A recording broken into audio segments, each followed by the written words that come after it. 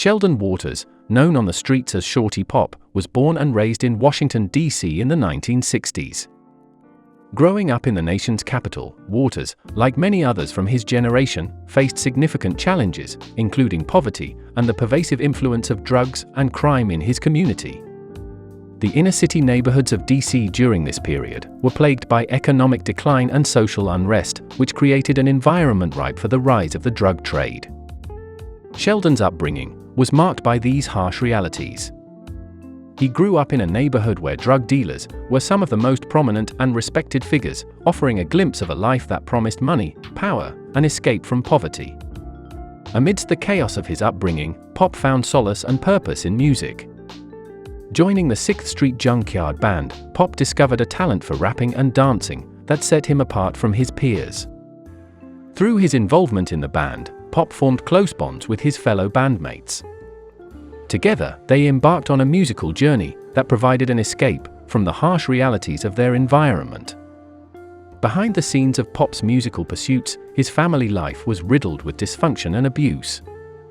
Pop's mother subjected him to physical and emotional abuse, leaving scars that would haunt him throughout his life. The impact of his troubled family life and the absence of a stable support system contributed to the turmoil and choices Pop would later make. It wasn't long before Sheldon found himself drawn into the drug world. As Pop grew older, the allure of the streets became increasingly appealing. Driven by the need to survive and the desire for financial security, Pop found himself slipping into a life of crime. From drug dealing to engaging in violence, Pop became entangled in a world that seemed to offer him a means of escape from his struggles.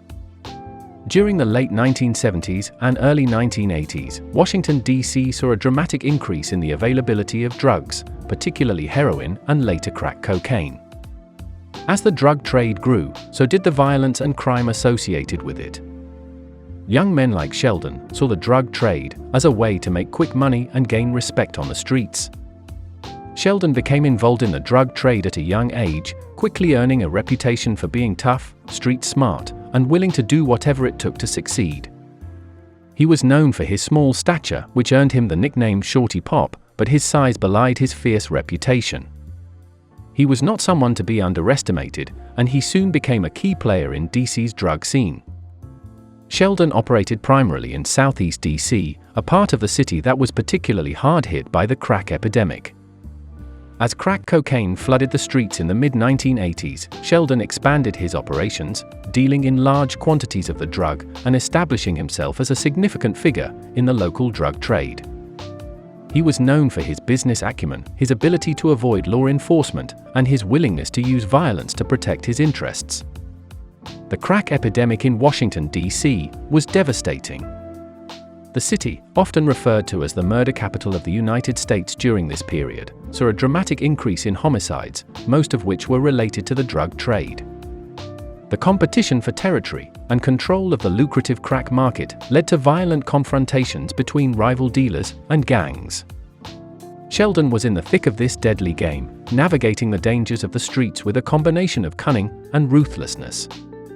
Sheldon's rise in the drug trade brought him into contact with other major figures in the DC underworld. One of the most notorious was Rayful Edmond III, the city's most prominent drug kingpin during the 1980s. Edmond was responsible for bringing vast quantities of cocaine into Washington, D.C., and his operation was linked to numerous violent crimes and murders. Although Sheldon was not as powerful as Edmond, he operated in the same environment and was well known in the city's drug circles. The connections and rivalries between figures like Shorty Pop, Rayful Edmond, and others created a volatile and dangerous atmosphere where betrayal and violence were constant threats. The arrival of Alpo Martinez in Washington, D.C. marked a turning point in Sheldon's life. Alpo, originally from Harlem, New York, was a notorious drug dealer who had made a name for himself in the New York drug scene before expanding his operations to Washington, D.C. Alpo was known for his flashy lifestyle, his ruthlessness, and his ability to command respect and fear in equal measure. When Alpo came to D.C., he quickly established himself as a dominant figure in the local drug trade. His presence in the city led to increased tensions with local dealers, including Sheldon. the relationship between Alpo and Sheldon was complicated. On one hand, they were both involved in the same business and had mutual interests.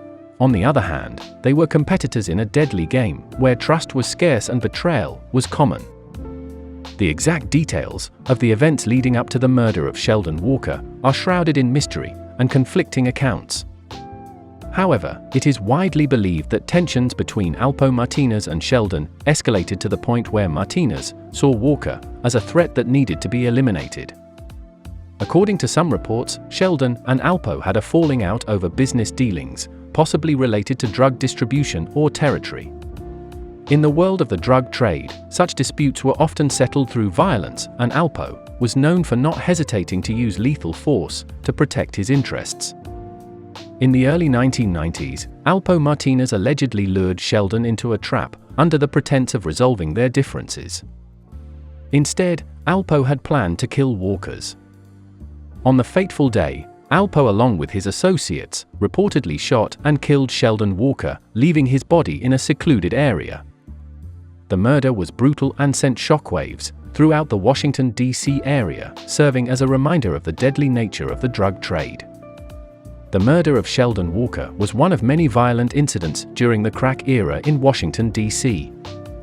His death, like so many others, was a stark illustration of the high stakes and deadly consequences of the drug trade. The murder was never fully solved, as witnesses were reluctant to come forward, and the culture of silence in the streets made it difficult for law enforcement to build a case. Alpo Martinez, who was later arrested and became an informant for the federal government, was implicated in numerous murders, including that of Sheldon Walker. Alpo's decision to cooperate with law enforcement and testify against his associates led to him being placed in the Witness Protection Program, but it also made him a target for retaliation from those he had betrayed. Sheldon Walker's story, though not as widely known as that of Rayful Edmond or Alpo Martinez, is a significant chapter in the history of Washington, D.C.'s drug trade. His life and death reflect the broader social and economic forces that shaped the crack epidemic and the devastating impact it had on communities across the country. The life of Sheldon Walker is a tragic example of the lure of the streets and the deadly consequences that often accompany it. His rise in the drug trade, his connections with other notorious figures, and his eventual murder at the hands of Alpo Martinez illustrate the violent and unforgiving nature of the world he was a part of. Sheldon's legacy is one of a young man who, like many others, was drawn into a life of crime by the promise of money and power, only to find himself in a cycle of violence that ultimately led to his death. His story serves as a cautionary tale about the dangers of the drug trade and the human cost of the crack epidemic that ravaged D.C. and many other cities during the 1980s and 1990s. Today, the memory of Sheldon Walker lives on in the stories told by those who knew him and in the broader history of the crack era. His life and death are reminders of a turbulent time in American history when the streets of D.C. were ruled by the drug trade and the consequences were often fatal.